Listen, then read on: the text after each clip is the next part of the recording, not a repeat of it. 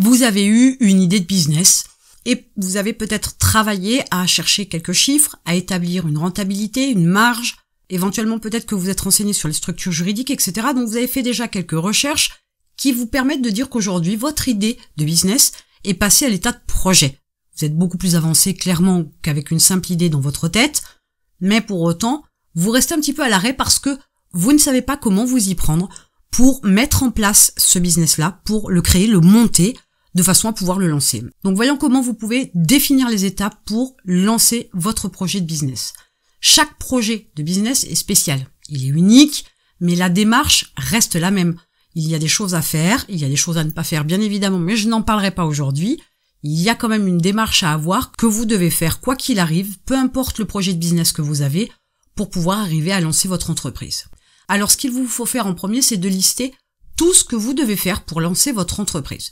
Vous avez besoin d'être clairement renseigné sur la création de la structure juridique de l'entreprise et de la choisir, bien évidemment.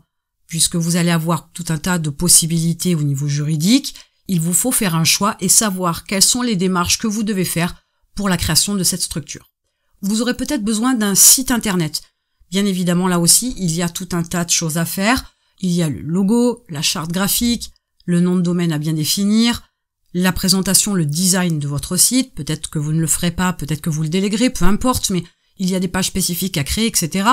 Donc cette partie-là est aussi importante, mais c'est à lister dans ce que vous devez faire pour lancer votre entreprise.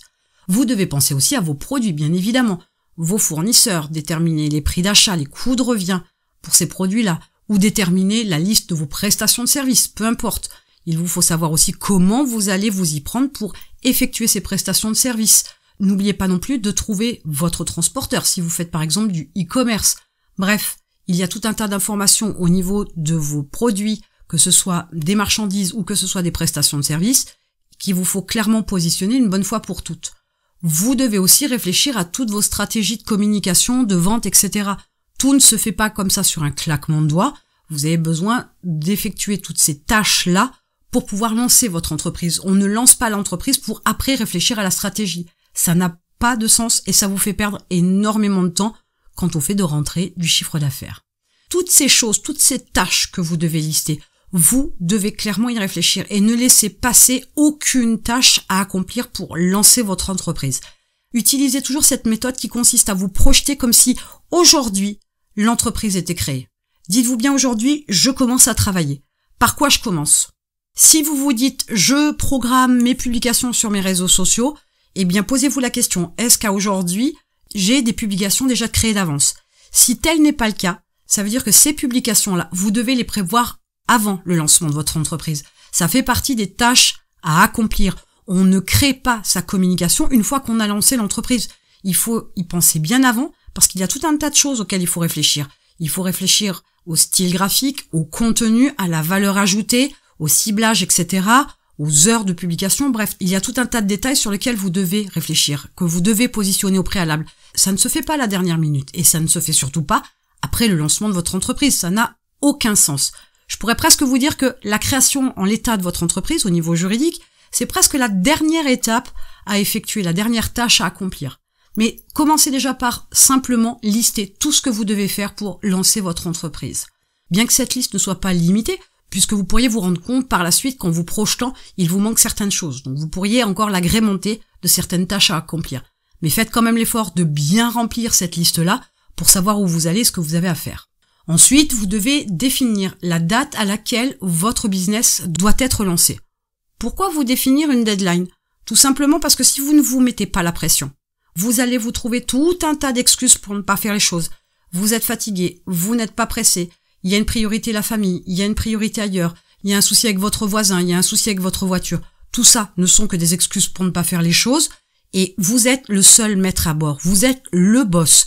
Et donc c'est à vous de mettre des garde-fous pour ne pas vous éparpiller, pour ne pas perdre de temps, pour ne pas passer à côté de l'opportunité de lancer votre entreprise correctement. Donc ce garde-fou-là, ça correspond à cette fameuse deadline, cette date limite à laquelle tout doit être prêt pour lancer votre entreprise. Ne la mettez surtout pas à la semaine prochaine, vous n'aurez jamais le temps de tout faire. N'ayez pas peur de la mettre un petit peu loin dans le temps, mais loin, c'est toujours pareil, tout est relatif. Loin, ce n'est pas dans 10 ans, mais loin, c'est peut-être dans 2 ou 3 mois. Laissez-vous le temps quand même de faire tout ce qu'il y a à faire. Vous n'êtes pas une machine non plus. Il faut bien cadrer votre agenda pour pouvoir être efficace. Et cette deadline, potentiellement, vous pourriez avoir à la modifier. Vous n'avez peut-être pas forcément estimé au mieux le temps qu'il vous est nécessaire pour accomplir toutes les tâches que vous avez listées précédemment. Cette date étant posée, la suite correspond à l'organisation de toutes les tâches à accomplir dans votre planning en fonction de cette fameuse deadline. Vous devez estimer le temps pour chaque tâche. Si par exemple vous estimez que cette tâche-là va vous prendre 15 heures, eh bien vous avez l'opportunité de mettre quelques heures tous les jours par exemple pendant un certain laps de temps, ou condenser ces heures-là avec des créneaux horaires plus importants, pourquoi pas.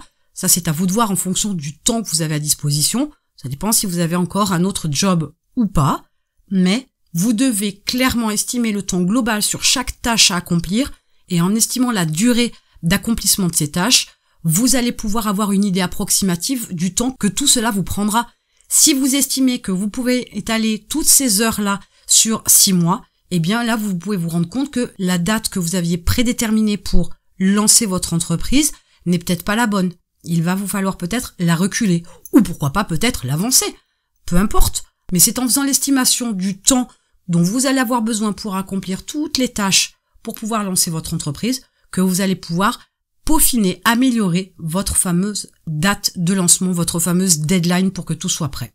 Vous devez ensuite positionner tout ce temps-là d'accomplissement de tâches dans votre agenda. Positionnez clairement des créneaux horaires. Mettez-vous un peu la pression, je vous l'ai dit, vous êtes le boss, vous devez vous mettre des garde-fous.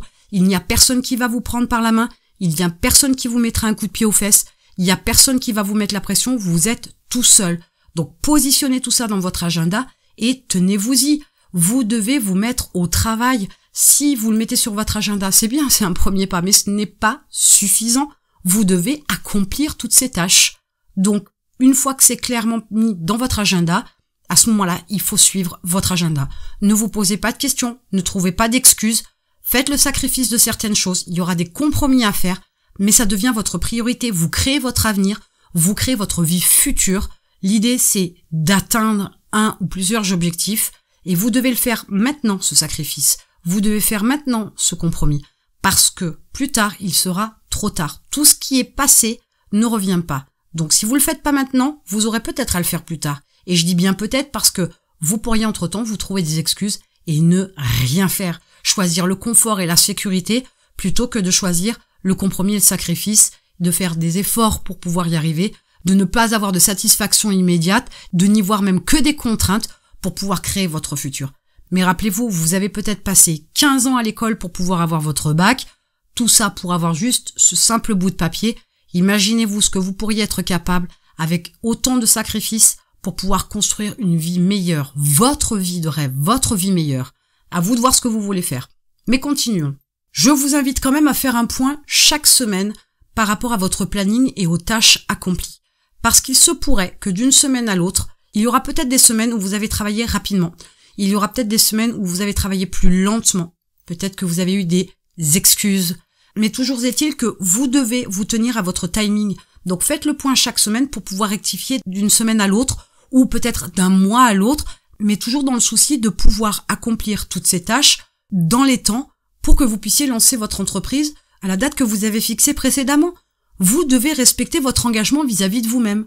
Donc faites un point chaque semaine, ça vous évitera des débordements et de vous retrouver avec une masse de décalage de tâches à accomplir énormissime qui fasse que vous pourrez éventuellement annuler, supprimer, rayer cette nouvelle vie de votre tête. Et puis n'oubliez pas, prévoyez un temps d'analyse de toutes les tâches accomplies pour vérifier que vous n'avez rien oublié et que tout a été fait une fois que ce sera terminé et que vous êtes à la date ou à quelques jours près du lancement de votre entreprise. Prévoyez ce temps-là parce qu'il se peut que vous ayez oublié des choses. Il se peut que vous ayez appris davantage en mettant en pratique, en accomplissant, en créant toutes ces tâches, en étant clairement dans le bain.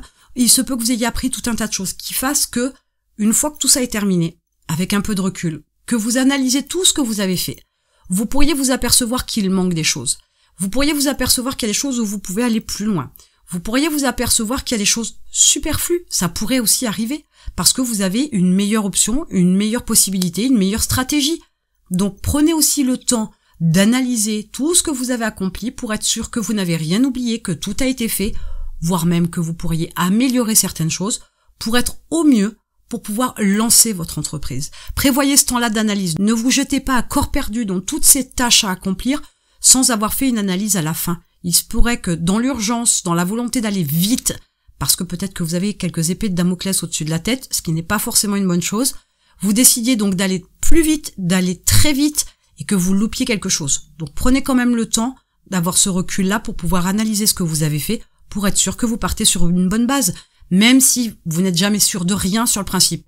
Mais comme on dit, fait vaut mieux que parfait, lancez-vous, vous aurez le temps d'améliorer par la suite. Voilà comment vous pouvez, avec votre projet de business, définir les étapes qui vous permettront de lancer votre entreprise. Et en attendant, je vous retrouve de l'autre côté.